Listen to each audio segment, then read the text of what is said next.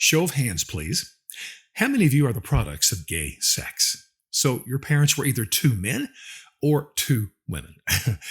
I hate to break this to you, but scientifically that is impossible, which is the number one reason why gay marriage will never, ever be equal to the traditional marriage. Allow me to define traditional marriage for you. One woman, one man, loving each other, having babies, and then raising those children how to live. And a second reason they'll never be equal is just the scientific proven point that the healthiest environment you can give kids is allowing them to be raised in a traditional family. You ought to reduce crime and poverty and all the social dysfunction in society. Man, let them be in a traditional family. This will give them the greatest opportunity for happiness and success.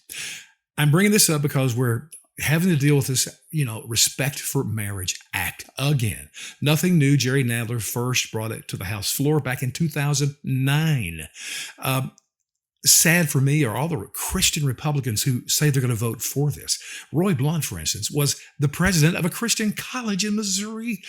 I'd love to sit down with him with a Bible and a cup of coffee, figure out what's in his head. But regardless, let me give you the history of what's going on here. So we first started having the political debate about gay marriage back in the 90s. And that's what democracy is. Political debates, we welcome that. But in 1996, a law was passed. Bill Clinton, Democrat president, signed it. And it was called the Defense of Marriage Act, or we call it DOMA. Can't imagine how bipartisan this was. This established the traditional marriage as the only legit marriage. Listen to this. In the House, it passed 342 to 67. Talking about bipartisan. In the Senate, 85 to 14. Our beloved Joe Biden was one of those senators who voted for the traditional marriage. So what happened? Not totally sure. So the debate continued to rage, which is fine. That is what democracy is. Until 2014, the Supreme Court in the Obergefell Hodges case overruled DOMA and said, you know what? Gay marriage is equal to traditional marriage.